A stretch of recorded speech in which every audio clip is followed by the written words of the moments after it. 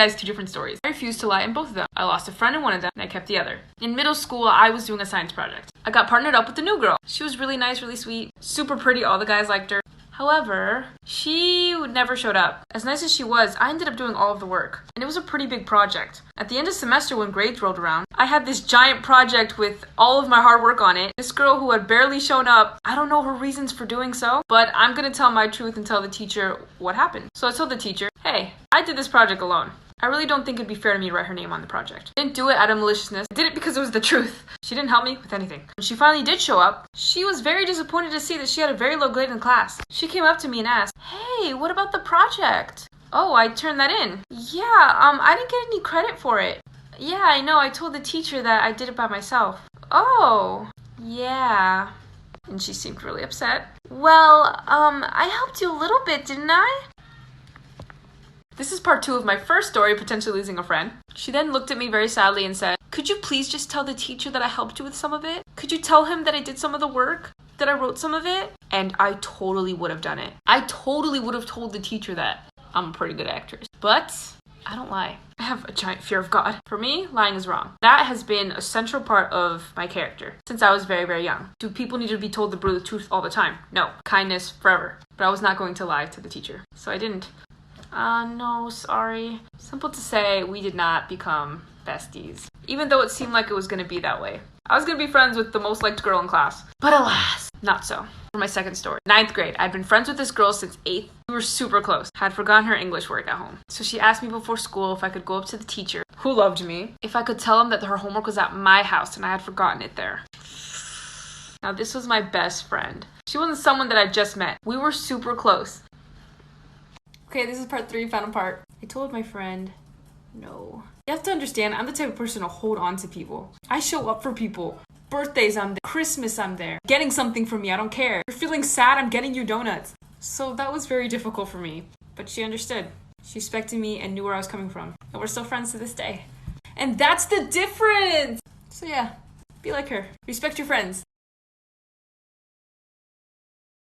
Back to school tips for people who are actually going back to school. I'm going to be making an online back to school tip video soon, so be on the lookout. Okay, I'm going to start off what I think is the biggest and most important one. This could make or break your year. If you signed up for a class that you thought was going to be great, and one day goes by, 2 days go by, and it's soon becoming very clear to you that this is not going to be a very enjoyable class to you, switch out. Drop the class. Make a switch. Do whatever you need to do. Because being miserable for 9 months is not going to make you a happy person. It's not helping your teacher out. It's not helping you out. Not helping your mental health at all. Go down to the office, make your issues known, talk to an advisor, talk to a guidance counselor. You never know what will happen. I did this and it changed everything for me. Going from Spanish to culinary was the best choice ever. I recommend making the switch in the first week of class. I've seen kids switch out of their classes in the middle of the year. I don't recommend that. If the teacher's the problem, please make that known. But do yourself that favor. Next, I recommend making a relationship with your teacher. Actually introducing yourself. That first impression goes a long way. Teachers do have favorites, whether you like it or not. Going up to your teacher and saying, hi, my name is, I want to introduce myself properly. If you want to go the extra mile, bring a gift. My mother made me do this. I was a teacher's pet for sure. Fall for more back to school tips for online school. Depending on what kind of class you're doing, there's going to be online school where they just stream the teacher from the classroom, and there's going to be online school where it's just a virtual classroom. You read everything on your own and you learn on your own. In that case, in my 4+ years of online school experience, the teacher always asks you to introduce yourself. It's usually your first assignment. I say let them know who you are, so you can actually make connections with the other kids, so they know and you know who to turn to when you need help.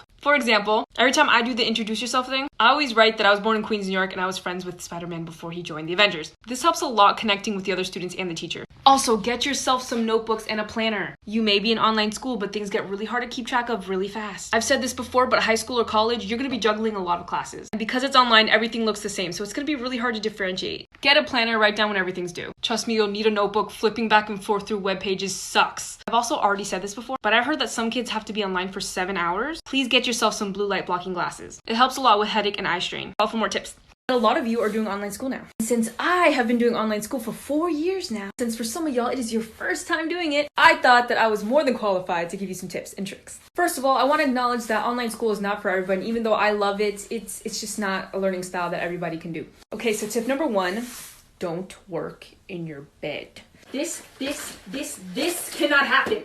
Working in your bed is really tempting. It's comfortable, it's soft, you know it and you love it, but it's unproductive and it's just gonna slow you down. Work at a desk. Trust me, this is gonna make you so much more productive. Tip number 2. Don't work with your phone right next to you. A phone can literally make a 30-minute assignment a 4-hour assignment. Trust me, it's noon 1 second, and then I scroll on YouTube, and then it's 4 o'clock. If you're saying to yourself, I need my phone for my music, use your computer. If you have Spotify on your computer, download it on there, because looking at your phone is too tempting. Oh, I'm just gonna change this song from Bieber to Taylor Swift, and then it's midnight. Like and follow for more videos. By now, most of you know that I used to work at a pet grooming salon, and I have a lot of stories. One of these being that a dog actually died at the salon. Now, before I say anything else, please don't go hating on my boss. It was extremely unfortunate and really sad moment for everyone, and she felt the hurt. No one wanted this to happen. So we do actually have a few regulars at the salon. 2 of them being these fluffy little toy poodles. One white and one brown. The white one was really old. That's the one we're gonna focus on. I was used to seeing this dog by now. I knew how to wash him. Super easy, super simple. I did my thing, put him back in the cage. Easy peasy. Now it's time to get his nails clipped before the owners came back for him. Now this isn't something that I do. Like I said, I only wash and dry.